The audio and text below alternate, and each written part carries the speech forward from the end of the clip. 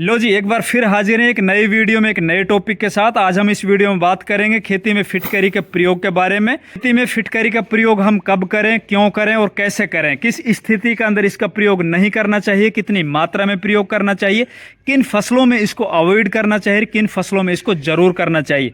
अक्सर किसानों के मन में एक भ्रांति होती है, एक डर होता है कि भैया इसको हम अपने खेतों में यूज करें या ना करें। तो भैया आज इस वीडियो के अंदर फिटकरी से संबंधित वो सभी राज खुलने वाले हैं जो आपके मन में एक डर बैठाए हुए हैं। तो सबसे पहले अपन समझते हैं आखिर ये फिटकरी है क्या। उससे पहले अगर ये चैनल सब्सक्राइब नहीं किया है तो प्लीज चैनल सब्सक्राइब कर लीजिए, वीडियो को ज्यादा से ज्यादा लाइक और दूसरे किसान भाइयों तक शेयर कीजिए। तो भैया देखिए, फिटकरी को इंग्लिश में एलम बोला जाता है। इसके अंदर 3 कंटेंट, इसके अंदर पोटेशियम, एल्युमिनियम और सल्फेट पाए जाते हैं।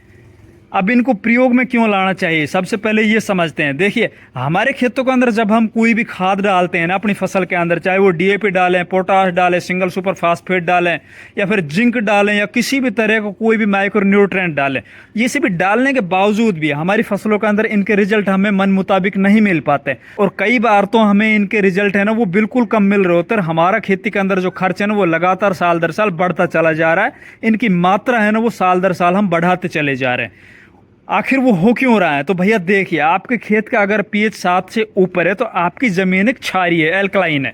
और एल्कलाइन क्षारीय जमीन के अंदर जो भी खाद अपन ऊपर से डालते हैं ना वो जमीन में पड़ते ही फिक्स हो जाते हैं। उनके रिजल्ट 20-30% मिल पाते हैं, बाकी जमीन के अंदर वो फिक्स होकर और जहरीले पदार्थ के रूप में बदल जाते हैं और वो पौधों को अवेलेबल नहीं हो पाते, पौधे उनको अपटेक नहीं कर पाते हैं, जिससे कि इनके रिजल्ट हमें देखने को ही नहीं मिलते हैं। अब ऐसी जमीन जिनका पीएच 7 से ऊपर है, चाहे वो 7.5, 8, 9 या 10 हो, उन जमीनों के अंदर हमें फिटकरी का प्रयोग करना चाहिए। अब फिटकरी का प्रयोग करने से क्या होगा, जमीन का जो पीएच है वो मेंटेन होगा, बैलेंस होगा, वो कम होगा।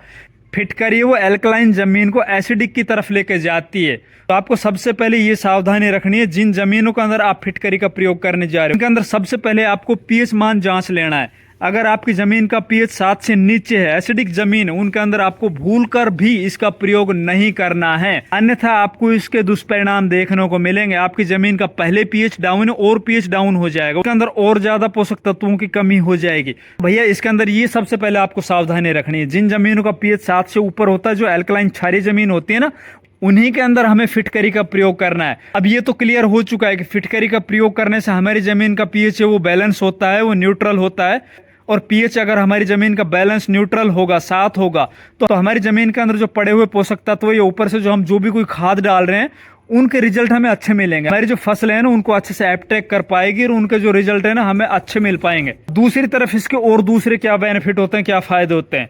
जिन जमीनों के अंदर लगातार पानी भरा रहता है या जिन जमीनों के अंदर लगातार सिंचाई होती रहती है, उन जमीनों में अक्सर अपन देख रहे होते हैं फंगस जनित बीमारियां है ना वो बहुत ज्यादा पनप जाती है। तो विशेषकर वो खेत जिनके अंदर धान की बुआई होती है या विशेषकर वो खेत जिनके अंदर लगातार पानी चलता रहता है, जैसे गन्ना की फसल या फिर सब्जी वर्गीय फसलें हैं जिनमें लगातार नमी बनी रहती है, उनके अंदर भी इसका प्रयोग हमें जरूर करना चाहिए। अब इसका प्रयोग करने से उन जमीन के अंदर जो भी फंगस जनित बीमारियां है ना वो नियंत्रित होती है। दूसरा, हमारी जमीन की मिट्टी के अंदर अगर कोई हानिकारक कीट होंगे तो वो भी इसके प्रयोग से कम होते हैं या खत्म होते हैं। ये भी भैया हमने बहुत से खेतों के अंदर देखा है, रियलाइज किया है, पाया गया है।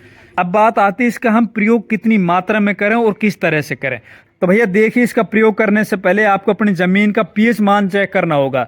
अगर आपकी जमीन का पीएच 7.5 है, 8 है, तो आपको 1 किलो पर एकड़ के हिसाब से फिटकरी का प्रयोग करना है। अगर आपकी जमीन का पीएच 8 से ऊपर है, वो 8, 8.5, 9 या 10 है, तो आपको 1.5 किलो या 2 किलो पर एकड़ के हिसाब से अपने खेत के अंदर फिटकरी का प्रयोग करना है।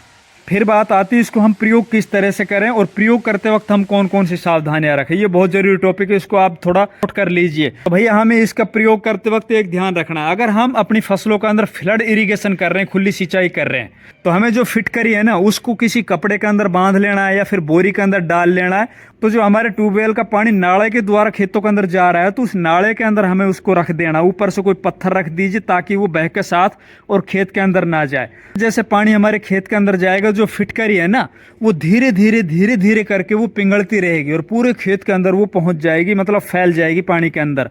और पानी जैसे जैसे जमीन के अंदर बैठेगा वैसे वैसे फिटकरी है ना हमारी जमीन के अंदर नीचे जड़ों के अंदर चली जाएगी, एक तरफ तो जहां हमारी जमीन के अंदर लगे हुए जो भी फंगस जनित बीमारी उसको कंट्रोल करेगा, दूसरा हमारी फसल के अंदर पोटास और सल्फर जैसे पोषक तत्व की पूर्ति कर देगी, जिससे हमारी फसल के अंदर हरापन आएगा, फसल हमारी है वो अच्छे से फुटान लेगी, उसके कल्लों का ग्रोथ अच्छा होगा, ओवरऑल ग्रोथ अच्छे से देखने को मिलेगी। दूसरी तरफ अगर आप अपने खेत के अंदर ड्रिप इरिगेशन करते हो, मतलब ड्रिप से सिंचाई करते हो, विशेषकर वो किसान जो सब्जी वर्गीय फसल लगाते हैं या फिर बागवानी करते हैं, उनके लिए क्या करना है, एक आपको ड्रम लेना होगा। ड्रम के अंदर आपको लगभग 150 से 200 लीटर पानी भरना होगा। उसके अंदर आपको 1 से 1.5 किलो या 2 किलो, जिस तरह के आपके खेत का पीएच उसी का अकॉर्डिंग आपको फिटकरी लेके उस ड्रम के अंदर घोल देनी होगी। घोल के और फिर आपको ड्रिप के माध्यम से पूरे खेत के अंदर वो चलाना होगा। इसके अंदर आपको सावधानी क्या रखनी है कि भैया फिटकरी का प्रयोग आपको यूं ही पानी के साथ ही इरिगेशन सिस्टम के साथ ही देना होगा। इसको ना तो आपको ऊपर से स्प्रे करनी है, ना ही इसको आप पाउडर बना के या फिर किसी भी तरह से ऊपर इसको आपको छिटक के नहीं देना है। मतलब किसी भी तरह से ना ही आपको खाद वगैरह के अंदर मिला के इसको छिटक के नहीं देना है।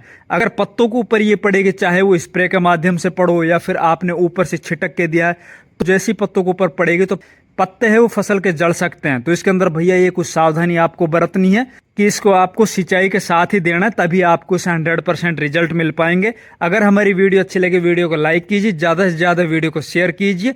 चैनल सब्सक्राइब नहीं किया तो प्लीज़ चैनल सब्सक्राइब कीजिए। धन्यवाद।